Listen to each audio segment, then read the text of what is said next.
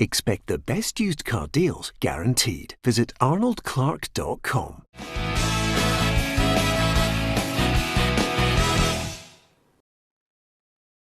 Welcome to the Football Show on PLZ Soccer, sponsored by Arnold Clark. I'm Gabriel Antoniazzi. Joining me today, Alison McConnell and Darren Jackson. Good afternoon to the both of you. Plenty to talk about. Celtic have a big test against Paris Saint-Germain. The SPFL clubs look set to reject another proposal from the league body, and several clubs are making moves in the transfer window yet again. But we're going to start with the Scottish Cup, and that's last season's Scottish Cup, after it was confirmed today by the SFA and the SPFL that the Scottish Cup from last season will conclude later this year. Now, the semi-finals between Celtic and Aberdeen, and also an Edinburgh derby between Hearts and Hibs, will take place over the Halloween weekend on the 31st of October and November the 1st, before the final, which will also be at Hampden on the 20th of December, just 5 days before Christmas. Now, we can read what Ian Maxwell had to say earlier. We'll get that up for you now. Maxwell said that it has always been our intention to play the tournament to a finish, and while the impact of COVID-19 has dramatically altered the schedule, we are confident the final will be a unique and memorable showpiece event. The dates for the final stages will give the semi-finalists the best chance to prepare for such important fixtures. By ensuring no player will be cup-tied, we have also ensured that each club will be able to field their strongest possible teams. The dates also give us the best possible chance of having supporters attend matches at Hampden. So a few important lines towards the end there. They are delaying the competition, of course, hoping that fans can come back in. And they also are allowing anyone to play. Didn't have to be signed when the competition was initially staged before it was locked down. Also, there will be 5 substitutes allowed, as we've seen across Europe and in the Premier League so far. We don't think that it will be allowed in the league, although that's not been confirmed yet, but they will be allowed in the Scottish Cup. Darren Jackson, as a former player, I'm going to come to you first. It's going to be strange having a Scottish Cup final, not only on a Sunday, but also at Christmas time, isn't it? It is, Gabby, it is. I've played for 3 of the teams in the semi-final, so I think that what's come out of it there is, I think they need fans in the stadium, which we all want, and I think that they've been sensible in leaving it a bit. And I think also that they wanted teams to be really prepared for it. They'll have had quite a few league games by then, so they'll be well prepared for the semi-finals. And listen, it's different. Everything's going to be different after what's happened. But having it just before Christmas, whoever wins the cup, it's going to be a nice Christmas present. Yeah, very true. A nice Christmas present there. Alison, what do you make of it all? What do you make of that statement this morning?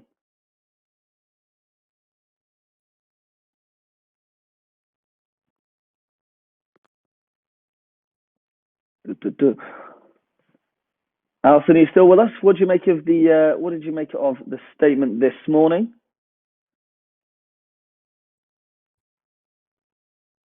No worries. We'll get Alison when she comes back. Darren, you're saying it'll be a good Christmas present. Do you almost think that it'll be a warm-up for Scottish football fans for what the World Cup will be like in 2 years' time? You know, that's going to be the World Cup final, I think, on the 16th of December as well.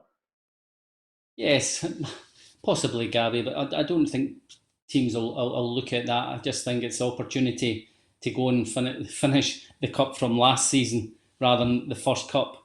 We spoke about the League Cup last year, and it's always been, well, since I've been involved, it's the group stages. It's always been more like pre-season games. You treat them as pre-season games, and hopefully you get through to the next round. But this is important. You're going right into a semi-final, so it's massive for the 4 clubs. And as I say, we have to just get on with it. And it's going to be different times. And a Scottish Cup final in December. We had the League Cup final in December, so it's not something that we're not used to, but it's just the big one, obviously, the Scottish Cup. And of course, Celtic will be going for the quadruple treble. Aberdeen hopefully they'll have signed a few players. Hearts don't know where they're still going to be. Hibs have signed a few players. So again, it gives the teams preparation for signing players. By that time, they'll be up to speed, and just hope it's a great event, Gabby. Alison, are you back with us? I am indeed. I don't know what happened there, but yeah, back in the land of the living, thankfully. I think it just it all points to what's going to feel like quite an odd season anyway.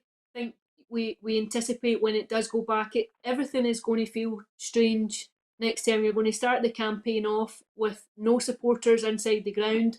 We hope that there'll be a slow and staggered and steady filling up as we come out of lockdown and hopefully find a vaccine for COVID-19. But it will be interesting, I think, because we have just got used to the League Cup being played in December, the final being played in December, and I always think that that's quite an important tournament psychologically for teams, that if you lift that first piece of silverware that's on offer, it can give you quite a lift. So it'll be interesting then to see what it does to teams and what the impact might be if you're successful, or if you fail. You have Celtic going for a 10th successive title next term, and that could be a catalyst if you claim the quadruple treble in December with last season's Scottish Cup. It is surreal, but there's no question that it'll have an impact on the mentality of squads and where it goes. Don't forget to join us on the show by commenting. Any questions you have, send them in. What do you make of the December Scottish Cup final? Darren, we're just talking there about the psychology it'll give teams. How do you think it'll be viewed by players, coaches and fans alike? Is it definitely right that the Cup is finished? Will it almost be one of the so-called asterisk cups if they do win it? How do you think it'll be seen?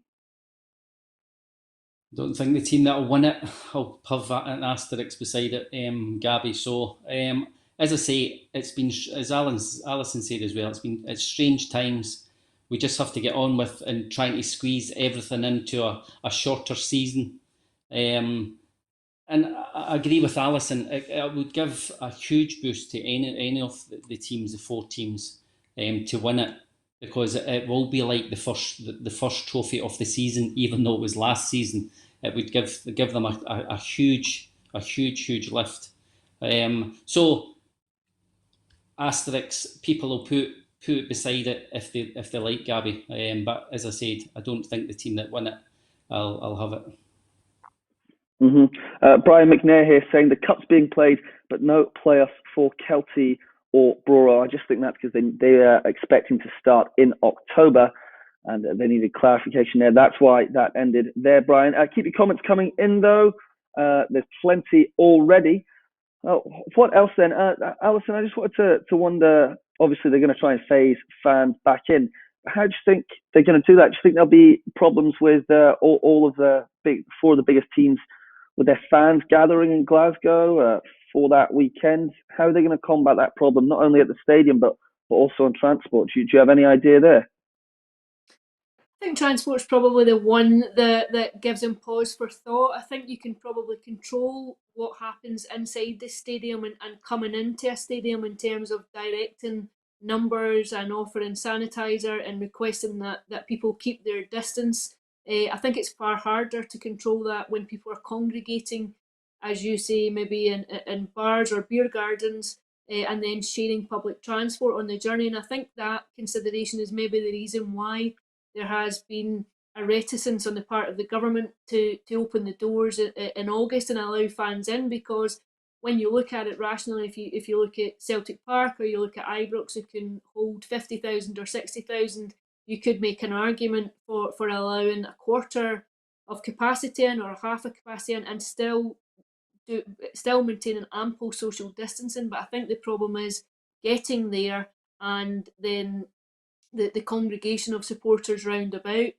I think some of that has to come down to personal responsibility too, but I also think that Scottish football desperately needs to look to find a way to get fans back into grounds, because it feels as though football's been an afterthought at times in the midst of this, but as an economy in itself, and for a sport which contributes greatly to the economy of the country, you really need it to be up and running, and you need to offer solutions and some creative thinking here to try and get people back into grounds as quickly and as safely as possible.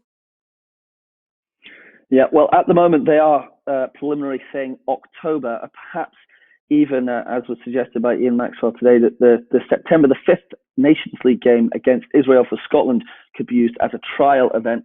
But I do think that will be around 25% to 50% full. A few more comments here. Michael Crichton, going to be a great occasion for all teams involved. We agree with you there. Darren, from the Edinburgh perspective, just finally on the Cup itself, do you think that Hearts fans and Hearts management players might have a little bit of a problem with the fact that they're only going to have a few games played, maybe 2 league games and a few Betfred Cups, whereas Hibs will be 3 months into the season and perhaps in better form? Are they right to have a problem there? Again, Gabby, there's not a lot you can really do about it. That is just it. But the only thing I'll say is that the way that the Hearts players, the staff, the fans will look upon it, it's against Hibs.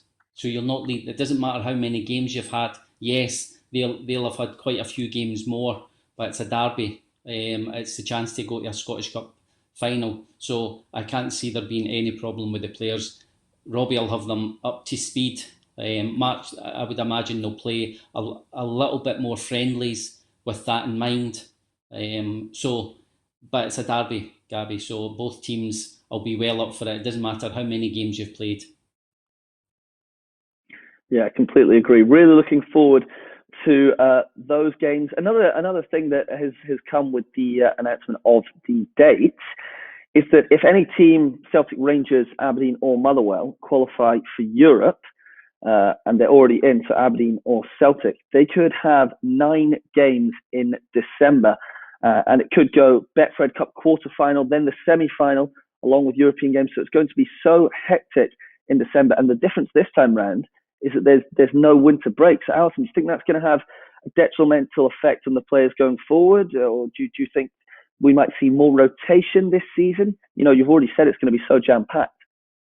I think what you might see are more injuries, Gabby. I think when you have players coming back, now you have to remember that they're coming back into a fairly cluttered fixture list. There'll still be a significant amount of games this term, but they're coming into it without the proper pre-season that they would normally have, a far longer layoff than they would normally have, and yet the demands will be the same. And as you say, I think it's been par for the course in December for clubs to have 8 games or 9 games, depending on their League Cup participation. But then, of course, you have that idea of getting to the end of December and you have a 3-week break. When you don't have that, I think what you start to see in the latter half of the season are players picking up injuries and niggling injuries and not being able to shake off problems that they have. And I think it will be demanding. I think it's a fairly arduous schedule, especially if you're combining it with some form of European participation. Yeah, I think it's definitely going to be a tough one. Darren, what do you think that if one of the teams make the final, say Celtic or Aberdeen, of course, playing each other, so one of them will be in the final, that there will be 2 league games behind because they're set for league game week, so they won't be able to fulfill their fixture. There'll be 2 games behind. Could that have an effect on the title race? Say if Celtic were 2 games behind Rangers, meaning that they could be chasing in effect instead of leading from the front. Could that see a little bit of a different dynamic? It's hard to say until you're actually there. They could be behind, they could be in front. So if they're behind, it's a little bit more difficult. But when you've got a squad, like I've obviously been watching the English football, Gabby, and they're talking about the 5 subs and all that. When you've got a big squad, 5 subs is great because you know you've got quality on the bench. You've got players that you can change it, freshen things up game after game. Listen to Steve Bruce last night. I think they've played 10 games in 35 days. Now, as we've said already, that's just the way life is just now, and you just have to get on with it. But it does benefit the big clubs having big squads. So until we're at the stage, Gabby, and it's not really tiptoeing by the question, It's just you don't know. If you're in front, you're flying, but if you're behind and you're chasing, it obviously does make it a little bit more difficult. Yeah, we'll have to wait and see for that. Is that, sorry. On you go, Alison. On you go.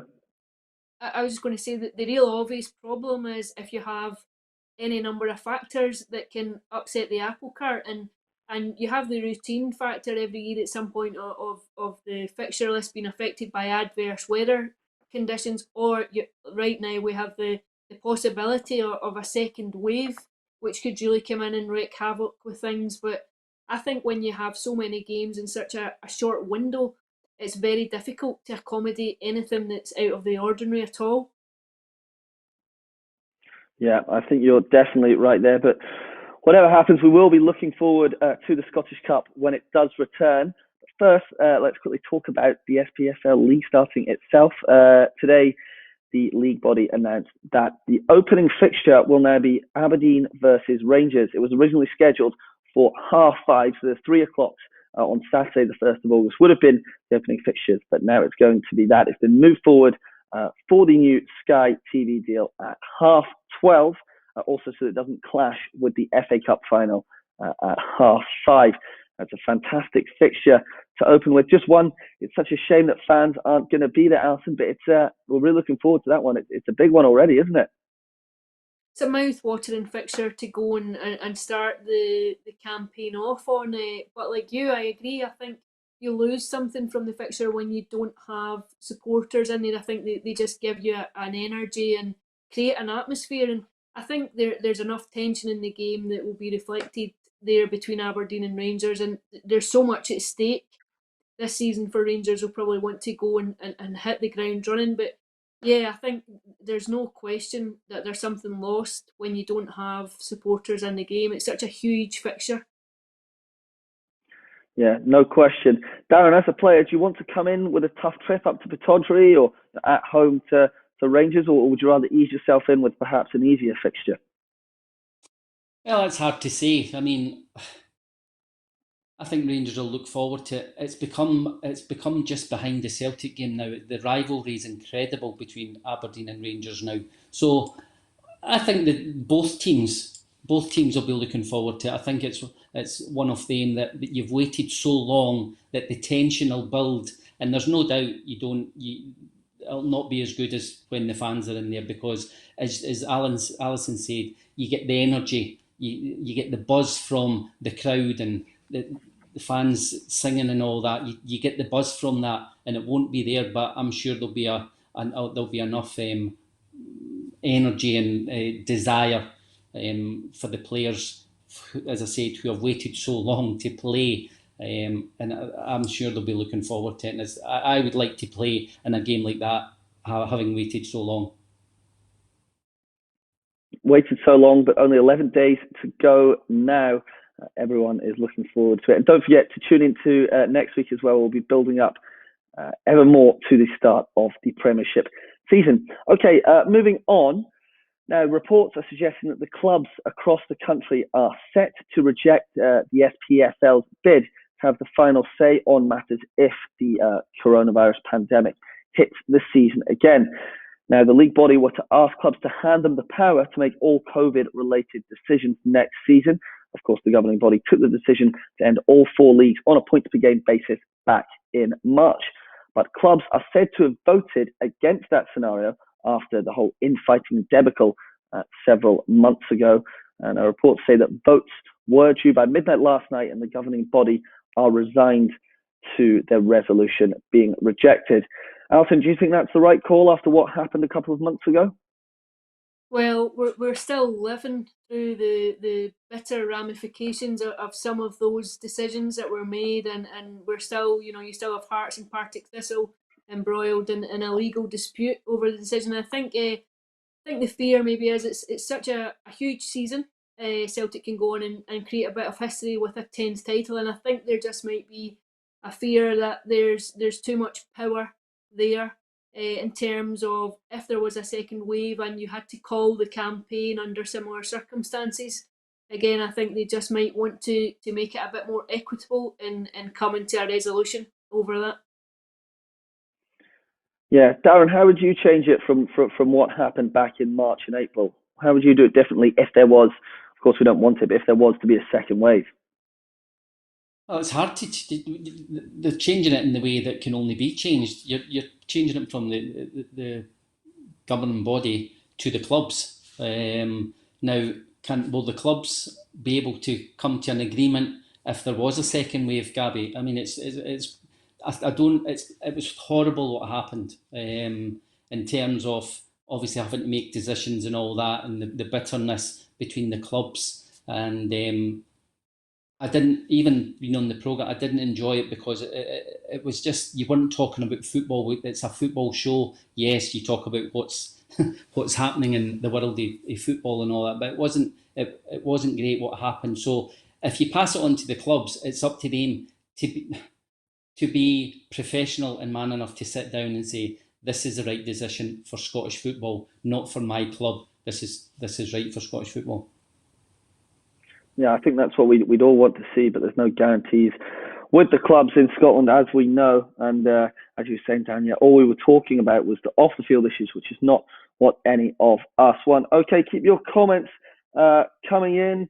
Hi to Peter Chalmers, George Donaldson, who have just joined us. Any questions, do let us know.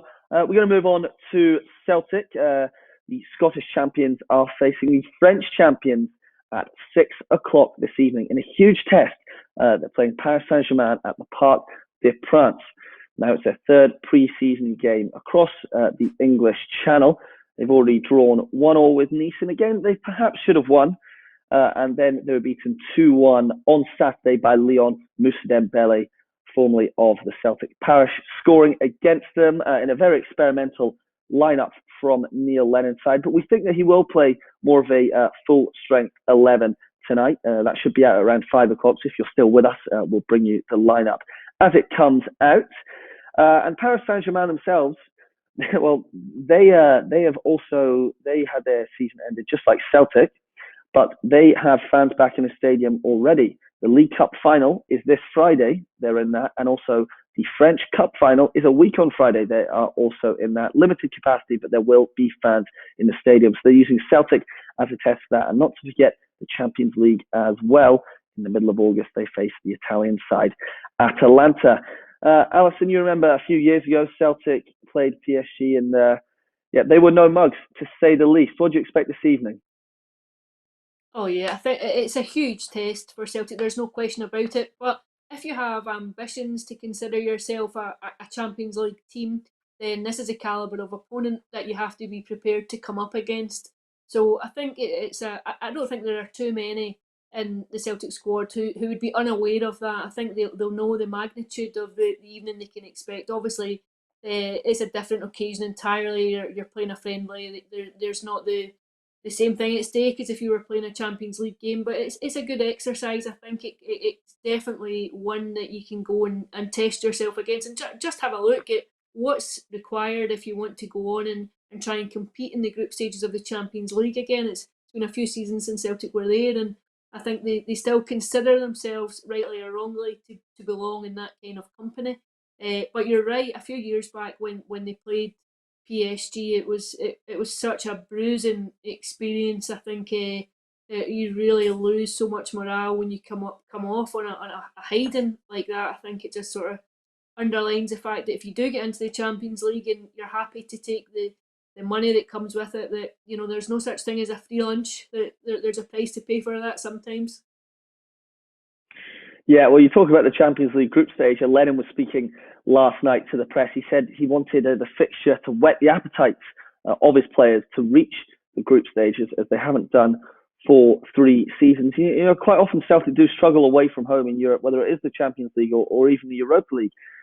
Darren, I know it's just pre-season, but can they use tonight as an exercise to kind of see how they can play without the ball when they are the underdogs, because they get such few opportunities all year to do that? Yeah, obviously Celtic are a team that are in possession of the ball a lot. So tonight it's going to be completely different. Yes, you can go on. You can mention about the game they played against Paris Saint-Germain a few years ago, and it was a disaster. But you remember Paris Saint-Germain went to Barcelona and lost 7. So the Champions League is exceptional quality. Tonight it'll be a great game. I think it'll be a great game I think Neil will put out a full strength team in preparation for the first game of the season. I would imagine it'll be very, very close to the team that you will play the first game of the season. And of course, you're up against quality and Neymar and Mbappe. But it's a pre-season game, Gabby, and they'll still look upon it as getting fitness for the first game, because this game is important. Because yes, you don't want to embarrass yourself. You want to compete against them. You want to see if you can play compete against them in the Champions League. But all preparation is for the 1st of August. Yeah, I think that's what the message has been so far. We're getting a few predictions in. Andrew Breslin going 4-0 for Celtic, whilst we've got Christopher Jugid saying 10-0 to PSG. I take it Christopher is not a Celtic fan. Can you tell me what the people support, Gabby? I think one might support one in one side of Glasgow and one the other. He's gone 10-0 PSG. Their last two pre-season friendlies, they've won 9-0 and 7-0. So it could be a few goals tonight. Obviously, Neymar and Mbappe will be playing. Darren, how highly do you rate PSG in terms of Champions League? You know, they've never been beyond the quarter-finals. Do you think they could go further this year? I still think they're short to be in the top brackets of the Real Madrids and Barcelonas and all that, Gabby. I do. I think they've got two exceptional. I mean, Neymar is obviously world class, but Mbappe, I think, could become the best player in the world. He's still obviously very young. He's got everything you would want as a striker. He's got pace, the size of him. He can play. He can score goals. He is going to, as I say, I think in time he will be the best player in the world.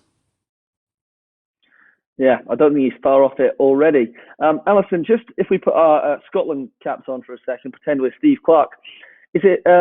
Will he be watching closely and being able to see the likes of Celtic's Scottish contingent up against the best in Europe as well, in preparation for those Nations League games and then the Euros playoffs?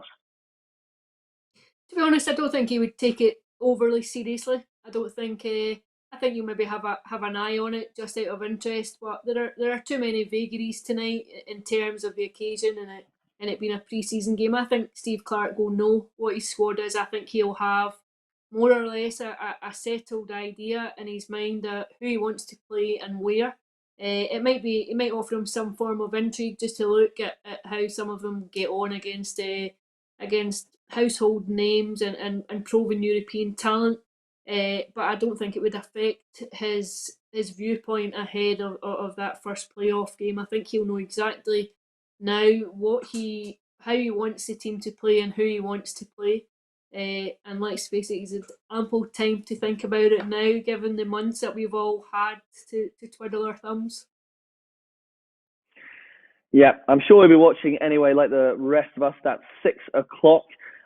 Sticking with Celtic, though, there's been more transfer rumours in the papers, as there always are.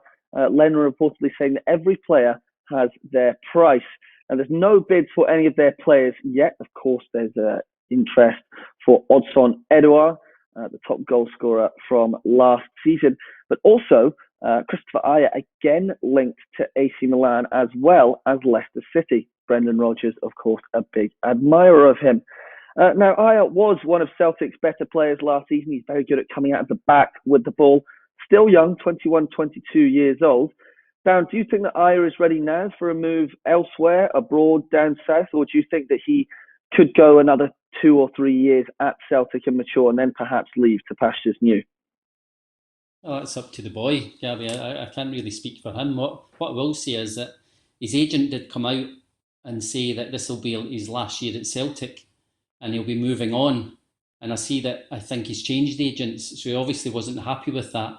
I think he'll be very happy at Celtic. Now, listen, it's totally different. If AC Milan come in and make a bid, it's up to whether Celtic accept the bid. But I think him or Edouard will be looking at this season, and obviously it being a 10 in a row season, massive. Do they want to stay for that or do they want to move on? I think there will be interest, especially in Edouard, because there's no doubt he's an absolutely fantastic player. But it's whether it's their desire. They could sign new deals. There could be a clause in it. If they stay for one season, they will move them on, or not move them on. They'd be able to sell them. They'd be able to go at the end of the season after this. So you have to wait and see who comes in, Gabby. But if AC Milan, or we're talking Arsenal, or that come in for them, if the valuation of Peter Martin is, Peter Lawwell, not Peter Martin. Peter Martin. They meet the valuation, well, it's up to the players then. Alison, what do you reckon the valuation is for Christopher Ajer?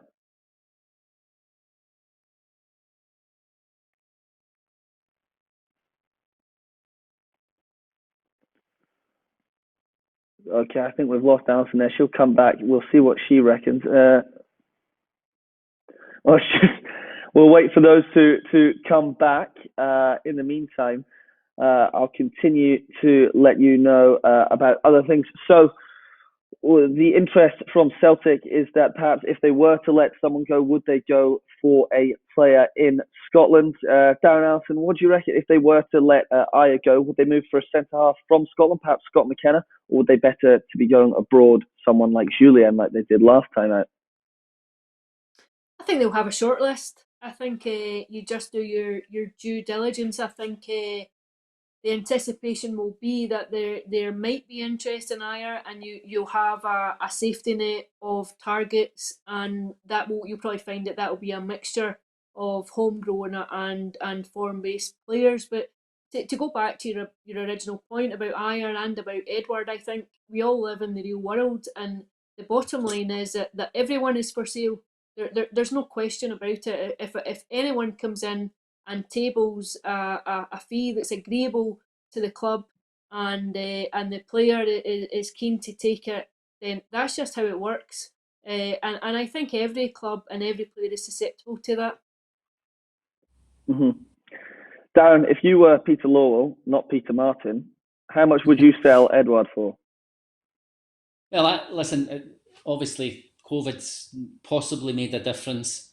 I still think that the teams down south could pay no problem for players in Scotland. I still think he's worth 25 million. I think he's young. He's got a huge talent. He's ready for the French national team, which is obviously talented as well. But Celtic will, Gabby, I work for Blackpool, and I think this has given probably clubs a great time for recruitment, because all through lockdown, I've watched probably 2 games a day for the recruitment for Blackpool. So Celtic, Rangers, all the clubs, I'll have worked really hard in lockdown, because you're watching it on the computer, you're watching players. So they'll know if they have to sell anybody, and I'm talking any of the clubs, if they'll have someone in mind to come in. Yeah, I think all clubs will be in the same boat. They'll be ready to go, and I'm sure Edouard and Ajer, along with many players in Scotland who had impressive campaigns last time out, will be on shortlists from clubs all over the UK and beyond.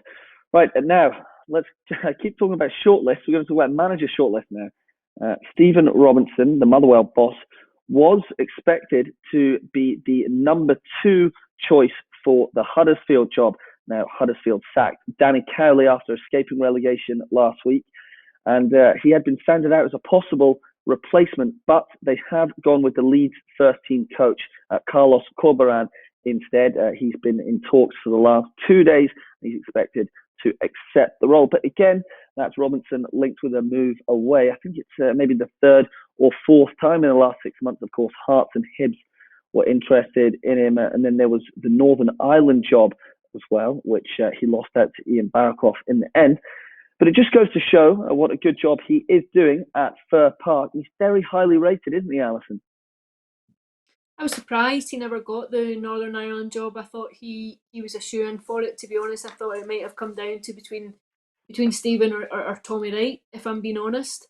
But I think you take it as a compliment. I think it shows you that you're doing something right when you're being linked with vacancies that are coming up. Then I think you're doing your job as well as you can, and I think you take it as a compliment. I think Motherwell will be delighted he's staying, and he can continue what he's done. I think he really changed the way that the Fir Park side played and set up last term. I thought they were quite exciting to watch. There was a bit of pace in the team. And to finish third, and albeit in the circumstances that they did, they might not have maintained that position all the way through to the end of the season, but to have been there and been in third position, I think just suggests how well they got on over the course of the season. Mm-hmm. Well, Darren, if you were Robinson yourself, what would you be thinking? Interest from clubs down south, not necessarily the biggest clubs in the world, with all respect to Huddersfield. Would you rather stay at Fir Park? You've got the Europa League coming up. Listen, Gabby, I'm friends with Stephen, and I think he's done an unbelievable job. And I'm not saying that being biased or anything. I was absolutely shocked that Hibs and Hearts didn't speak to him anyway. I thought he should have got those jobs before Stendhal.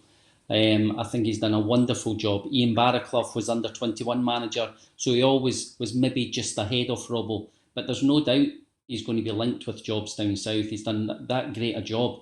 I mean, as Alison said, the way they changed their style, he's gone from, and we've mentioned this before, he's gone from a 3-5-2 physical side to a 4-3-3 with mobility and pace.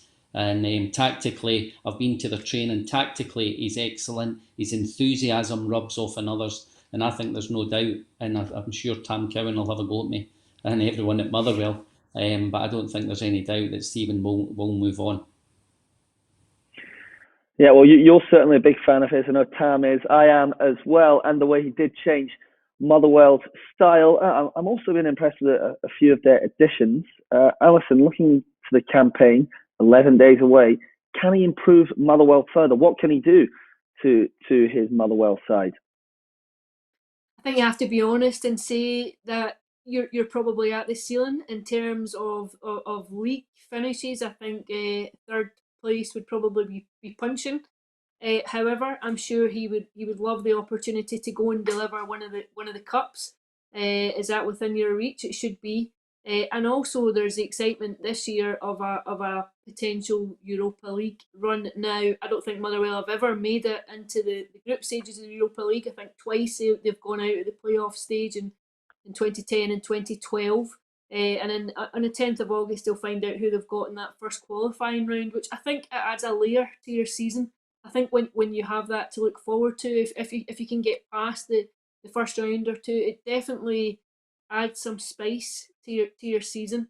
And I think it's different this term too, in that those first qualifying rounds are one-legged affairs, and it's just the luck of the draw in terms of whether you come out at home or away, primarily when the draw is made. So you could potentially have the rub of the green in it if you get a home tie, obviously compromised with the lack of fans, but without the travelling.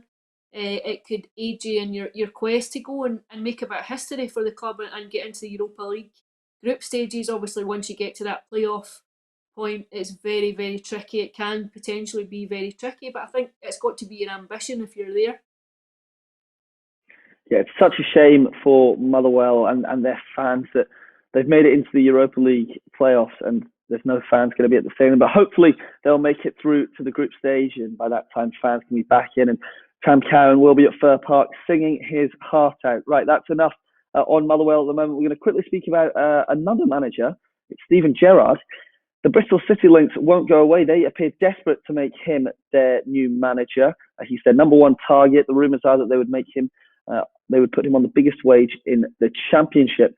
But reports from Ibrox and the blue side of Glasgow are that Gerrard has no interest in joining Bristol City.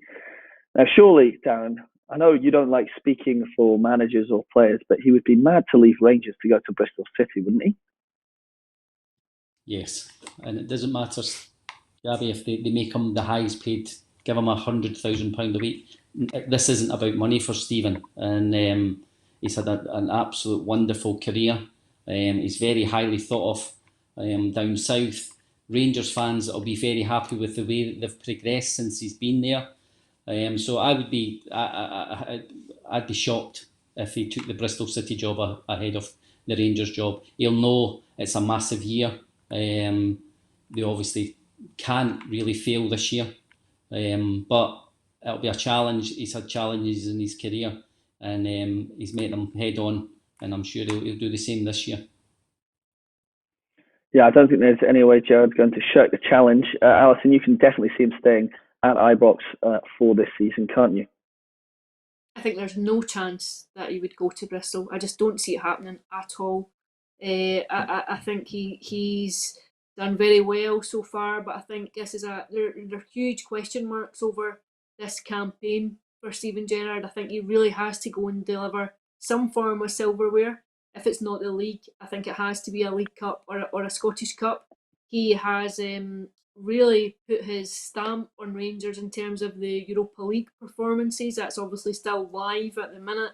And I think he would probably want to continue what he started and continue his tutelage at Rangers. And he has a fantastic platform just to learn his managerial trade. And I think once you take finances out of the equation in terms of what Bristol might offer, it would be the only aspect that would be stronger than Rangers' hand. I think there's so much there for him at Rangers, and I'd be astounded if Bristol held any sway at all.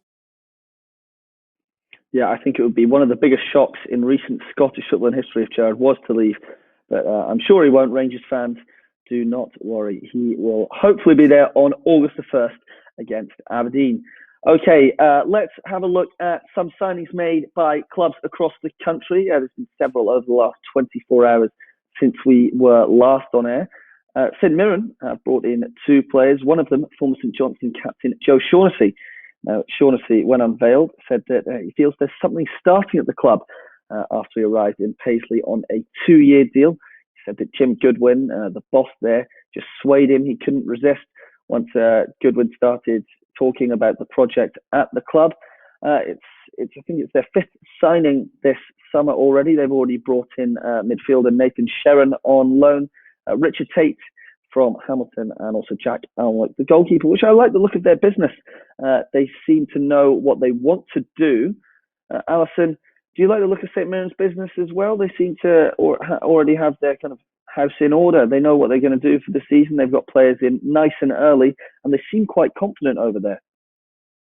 They've been very busy in terms of just organising themselves and getting ahead of the curve, I think, before the window really starts getting going once the English campaign comes to a close. But yeah, I think Tony Fitzpatrick really put some pressure on Jim Goodwin a few weeks back when he suggested that they've got to be aiming for top 6 at least. But I think I've liked watching Jim Goodwin's teams. I think there's a real structure and a balance. I thought they were quite unlucky on the number of occasions that I saw them last season. They were losing games by the odd goal at times and really very unlucky in some of their games. I'm intrigued to see how they got on this season with a few players coming into the mix and how he changes it a bit.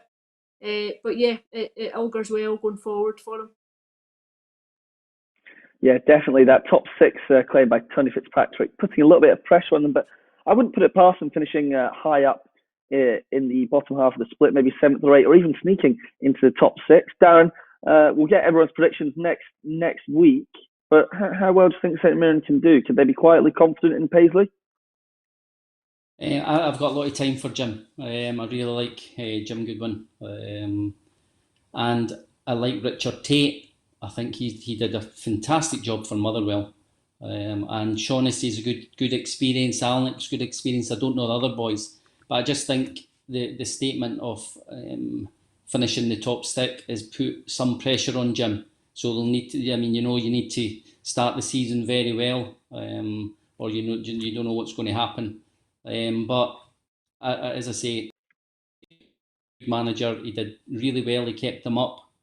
And you move on, you just move on every year. But we'll have to wait and see how the signings do. Mm-hmm. One thing that is in common with kind of the smaller sides that do have good finishes, when they come in the top 6, maybe 4th or 5th, we've seen it throughout the years, is that you quite often have a goal scorer or a creative player, a player that could possibly move on to bigger things. And I think that's the one position that they do lack if they want to make the top 6 is a goal scorer, Alison. What do you think about that?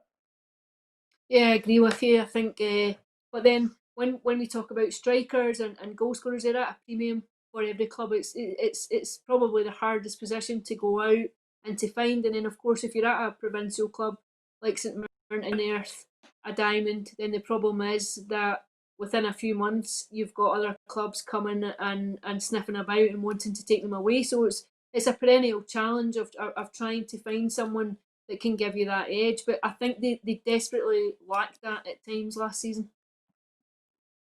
Mm-hmm.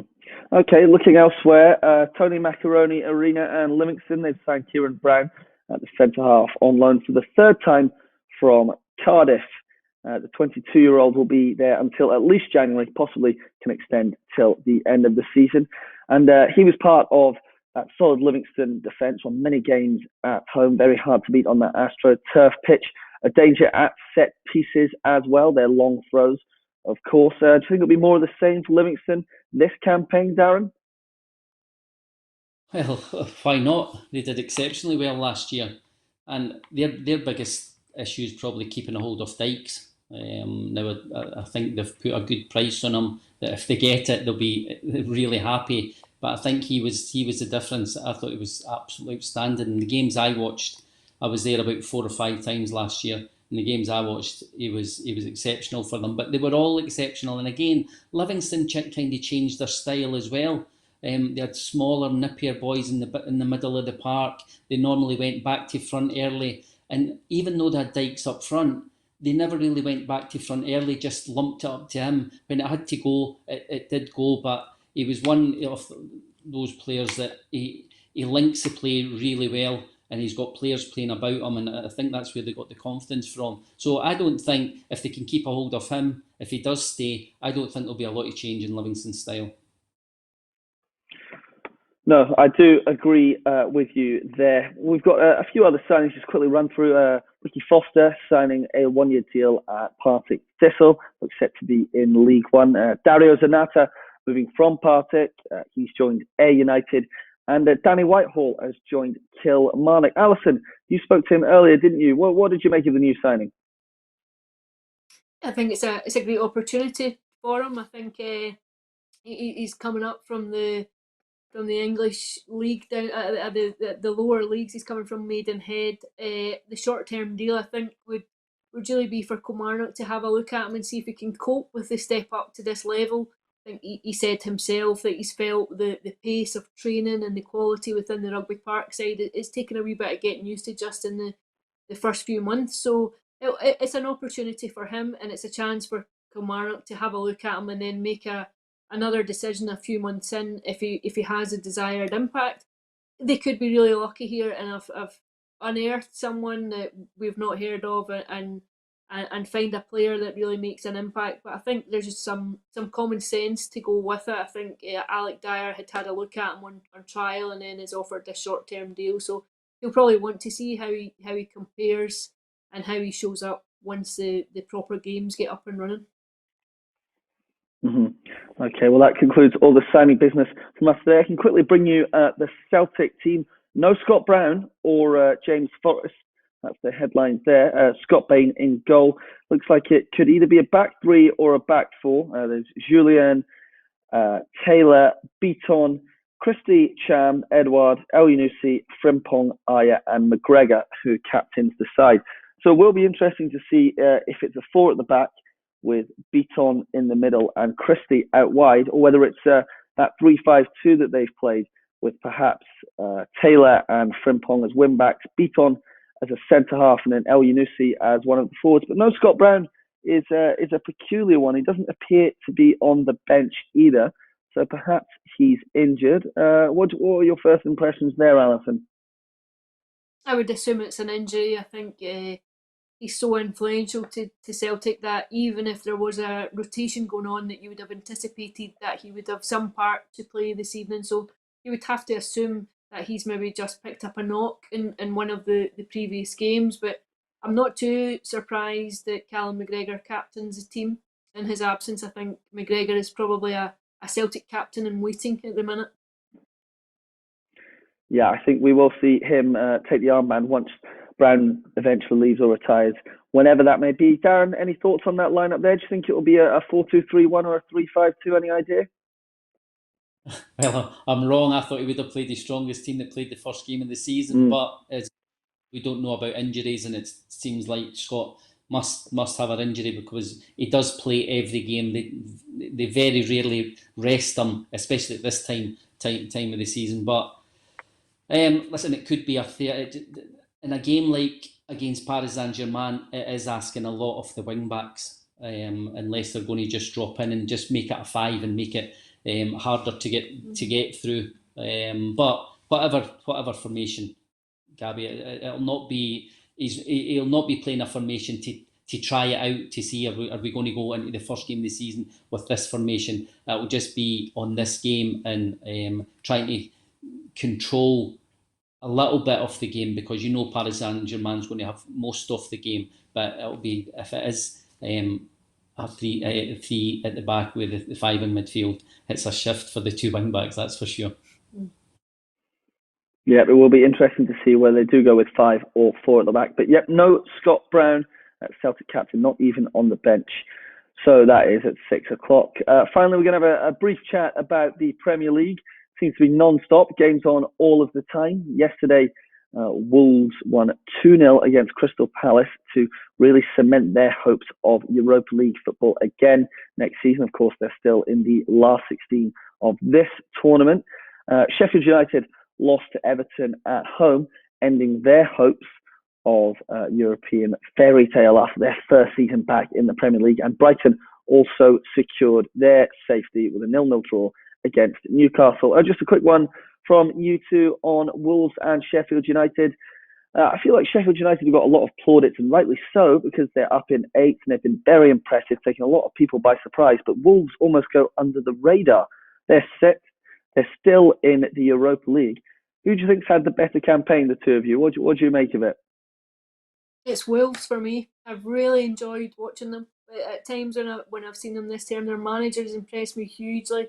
And they play with such a passion and verve and purpose that I think they've been a huge success story this time. And I was actually surprised. I thought when the Spurs job became available that they might have gone in for the Wolves manager and might have been in with the shout for it.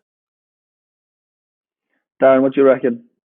Yeah, there's no doubt. Wolves or Sheffield United?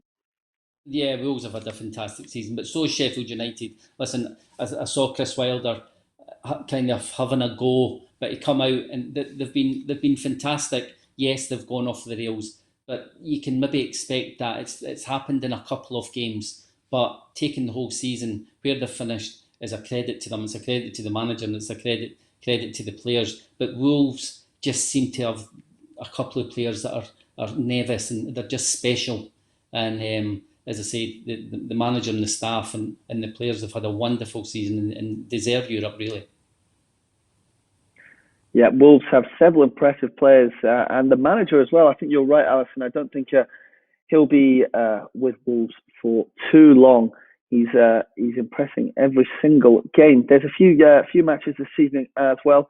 We've got Aston Villa against Arsenal. Arsenal off the back of 2 impressive wins against Liverpool and Manchester City, whereas Aston Villa pretty much need a point or they could go down this evening. Now, it's Watford that are above them. Villa are in 18th, Watford are in 17th, and Watford host Man City earlier. Now, if Watford better Villa's result, then Villa will be relegated. But because of the goal difference between the two, Villa need a point, more or less, no matter what happens. So they'll be hoping that they can get that against Mikel Arteta's Arsenal. We've got actually a clip of Arteta. He was speaking in his press conference yesterday. He was praising Granit Xhaka, who has turned his fortunes around at the Emirates. The challenge with Granit was to convince him that it was still a place for him here, that I had a big belief in him, and that things can turn around pretty quickly in this industry, that he had to send the right messages, that first of all, he had to believe that he could do it.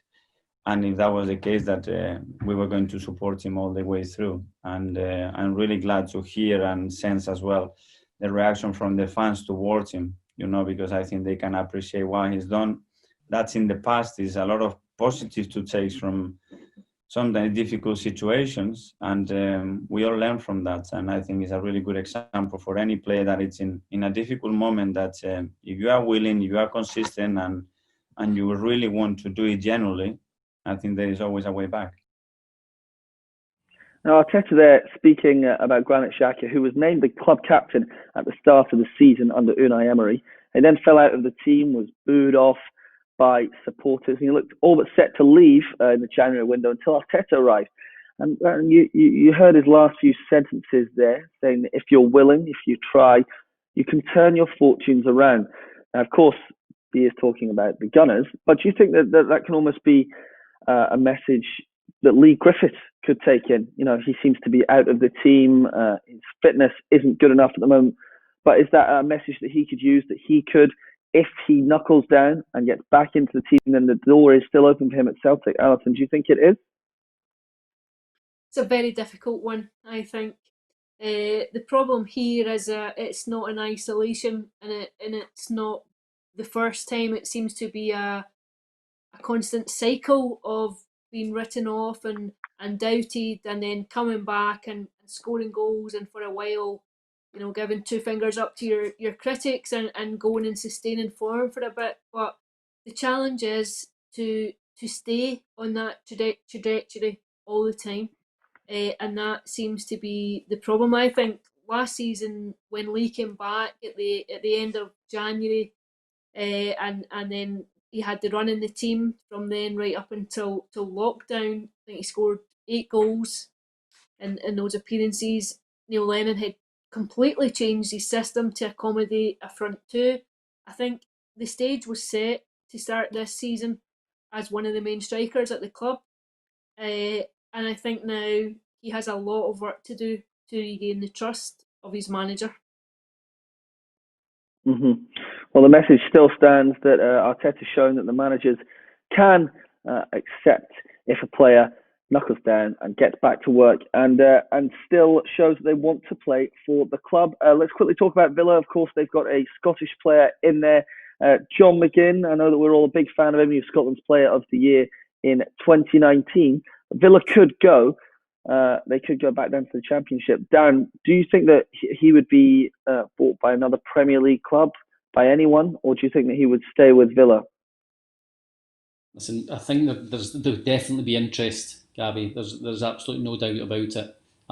John's one of John's biggest fans. I think he's had a wonderful time down south. He's just flourished. He's taken to it. Just his desire. I look up like Andy Robertson, what he's done. John has the same desire to like I could imagine every single day in training. So I would think there'll be admirers. I mean, it was a huge blow for Villa on Saturday when they drew with Everton, with scoring with a minute to go. So tonight is obviously another massive one, but they'll know the score from Watford before they go on the pitch. But they'll just need to go on and do their best and try and get a result anyway. But I'm sure there'll be people, whether they sell them or not, they'll try and make as much as they can. Obviously, Villa, if they do, but there'll definitely be admirers. Yeah, definitely will. Stuart Carruthers there saying McGinn would do well at Arsenal. Well, it will be Arsenal versus Villa tonight, and another chance to see Tierney. Just the final word there, Alison. What have you made of his performances in the last few weeks? I think he's been excellent since the games resumed post-lockdown. I think he's probably shown to an English audience what we all have seen for so long. I think he's won fans and won admirers through the commitment and through his style of play that we had seen at Celtic and for Scotland. But he's definitely shown for the first time really since his move down. Then he went down and he was carrying an injury. It was always going to be very difficult for him. And then of course he had the shoulder problem too when he just got into the team. So he didn't have the best of starts due to the injury problems, but I think he's been outstanding in the games since football resumed in England. Okay, thank you very much, Alison and Darren. That's all we have time for today. Don't forget, you can join us again tomorrow. We'll be looking back at the Celtic Paris Saint-Germain game, ahead to more friendlies, including Rangers versus Motherwell tomorrow, and hopefully we'll get an outcome from the Hart and Partick Thistle case. So make sure you stay tuned to that. Don't forget, you can like, share and subscribe to all of our social media channels. That's Facebook, Instagram, Twitter and YouTube. So once again, thanks to my two guests, and thank you for you at home for watching. Bye-bye.